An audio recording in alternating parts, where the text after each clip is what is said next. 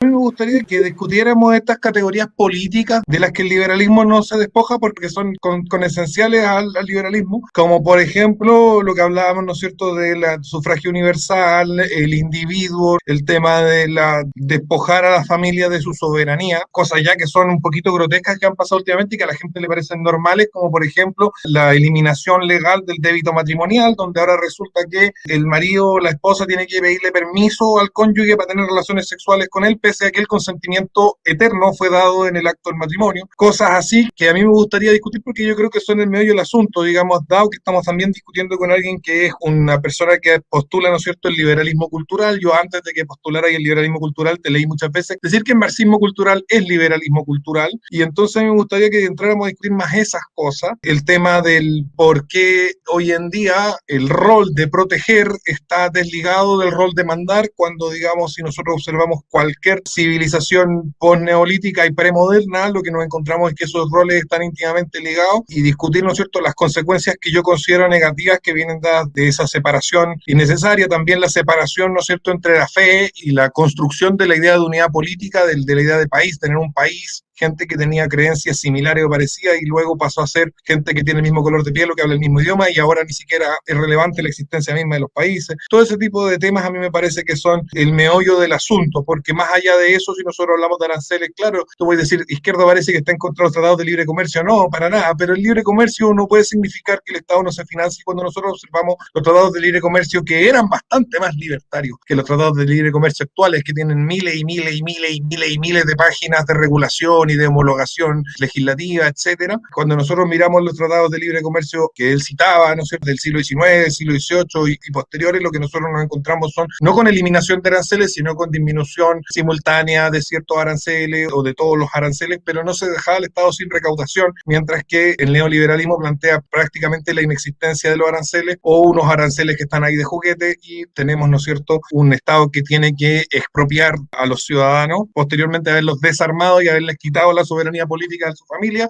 luego expropiarlos, ¿no es cierto?, su riqueza para financiarse, en lugar de financiarse en la frontera, que es donde le corresponde y donde le ha correspondido siempre. El tema del feminismo, el sufragio femenino, ¿por dónde te gustaría partir a ti? Conversando, yo creo que esos que son el meollo del asunto, o si a ti te parece que el meollo del asunto es otro. No, estoy de acuerdo en que es interesante discutir eso porque es como si todo emanara, ¿cierto?, de una misma lógica liberal. Primero, responder un poquito sobre la idea de marxismo cultural y liberalismo cultural. La mayor diferencia, y acá voy a conectar con todo lo demás que dijiste, la mayor diferencia es que el marxismo cultural, si que existiera tal término, que lamentablemente se entró en un desuso medio conspiranoico, entonces al final terminó muriendo el término, murió joven. Básicamente yo sostenía que era la idea de generar dos colectivos enfrentados hegelianamente con una idea de amo y esclavo, mientras que un liberalismo cultural, como cualquier liberalismo, se basaría en un individualismo epistemológico. Entonces finalmente sería el individuo liberándose de un colectivo y no un colectivo tratando de destruir a otro colectivo. Esa sería una diferencia entre marxismo cultural y liberalismo cultural. Dicho eso, respondo quizás por qué el liberalismo, neoliberalismo, postliberalismo y todos los liberalismos que queráis emanaron a llegar a las conclusiones que han llegado, justamente por lo mismo, por el individualismo. El individualismo, primero vamos al tema de la familia, que es interesante. Igual hay un colectivismo súper fuerte que es de la tribu o la familia, y en ambos casos son peligrosos para el individuo, para el sujeto, que al final en el paleolítico, si tú estabas ahí y si te ibas de la tribu, te comían puta los leones, que te comían, no sé, lo que sea, entonces no te podías ir de la tribu, y las tribus no eran familiares. La familia es una propiedad del ser humano expresada por su naturaleza cuando vive sedentariamente, no nómada. Sí, estoy de acuerdo. Entonces, en ese sentido, esta idea de que no te puedas ir y que sea peligroso, ¿cierto?, ya empieza a generar una sospecha del individuo, y que el liberalismo la toma hacia cualquiera que intente ponerse autoritario o colectivista con este sujeto, con este individuo. Y ahí las familias pueden llegar a ser tremendamente peligrosas. Hay muchas familias que son buenas y que tendrán una funcionalidad tremenda, pero hay veces que las familias pueden ser episodios, ¿cierto?, terribles de abuso sexual, de autoritarismo, de violencia, de golpiza. Hay un montón de situaciones que son, ¿cierto?, justamente pueden darse todo lo que un liberal humanista no quiere. Quiere que el individuo se manifieste lo más libre posible. Entonces ahí ya parte una primera distinción. Y por eso, ¿cierto?, justamente, y segundo punto, que respondiendo a la última intervención que hiciste, yo veo que el liberalismo tiene mucho, sobre todo este liberalismo dionisiaco, tiene mucho del liberalismo prometeico, de robarle el poder a los dioses, robar el poder, al Estado robar el poder, a los pocos que ostentaban ese poder y dárselo a la mayor cantidad de personas. Cuando tú tenías dioses,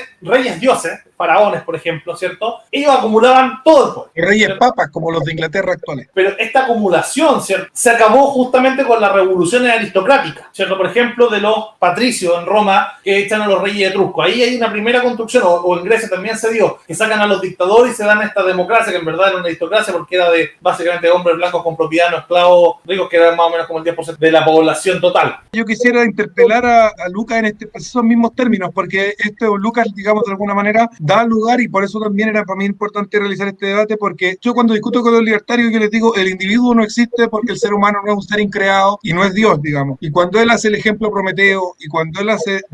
dice que la familia es una institución que puede ser tiránica y todo lo demás, entonces que el individuo sería de una categoría moral superior al grupo familiar, y que el individuo, por lo tanto, también sería de una categoría moral a las divinidades, incluso lo plantea desde el ejemplo prometeico. Él está diciendo exactamente lo que yo vengo diciendo hace mucho tiempo, que el individualismo es una filosofía que plantea al ser humano como una especie de Dios que surge de la nada y existe por sí mismo en el mundo. Pero él, a su vez, ¿no es cierto?, lo va a negar cuando dice, bueno, en la tribu, si yo me iba, me comía los tigres de sable. Y en ese sentido yo creo que se plantea una libertad que va en contra, precisamente, donde las condiciones mínimas necesarias para la propia existencia del ser humano. Un hijo que se rebela contra el padre, paleolítico que se rebela contra su tribu, una persona que se rebela contra su familia, contra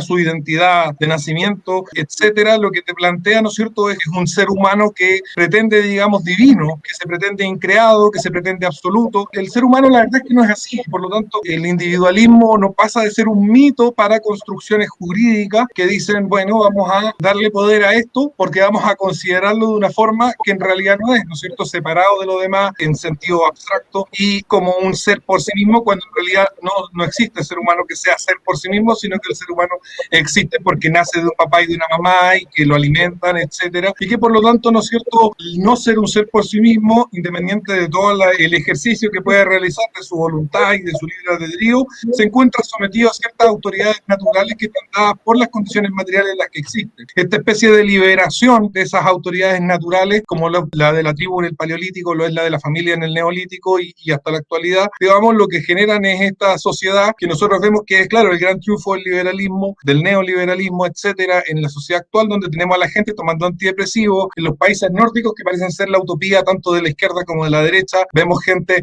muriéndose sola en los asilos de ancianos, que nadie asista a sus funerales, niñas teniendo relaciones sexuales muy temprano, muy jóvenes, practicándose abortos antes de los 20 años, etcétera. Lo que vemos es claramente una sociedad que está descompuesta, que está destruida, y pareciera que todos quieren apuntar a esa sociedad descompuesta, desintegrada, destruida, de individuos autocreados que se pretenden dioses. Y ese es precisamente el núcleo de mi crítica al liberalismo, porque no es real que el individuo sea un ser que existe por sí mismo y que tiene algo por sí mismo, sino que en la realidad lo que nosotros vemos es que el ser humano es alguien que nace de un papá y de una mamá y que tiene que comer y que tiene que vivir en una sociedad, y por lo tanto eso lo obliga a someterse a ciertas cosas, uno. Y dos, ¿no es cierto?, que esa pretensión de poner en práctica en los últimos 200 años esa noción irreal del ser humano, lo que nos ha traído, ¿no es cierto?, son consecuencias horribles. Y por último, poner de manifiesto que, claro, este liberalismo no se defiende solo. Y esto es algo que los comunistas son muy capaces de ver y que lo plantean de forma muy, muy inteligente. La burguesía es una clase incapaz de combatir. Y cuando los burgueses se emancipan de la aristocracia, muy bueno que puso el punto ahí de los aristócratas griegos, cuando los burgueses se emancipan de la aristocracia, ¿qué es lo que termina ocurriendo? Termina ocurriendo que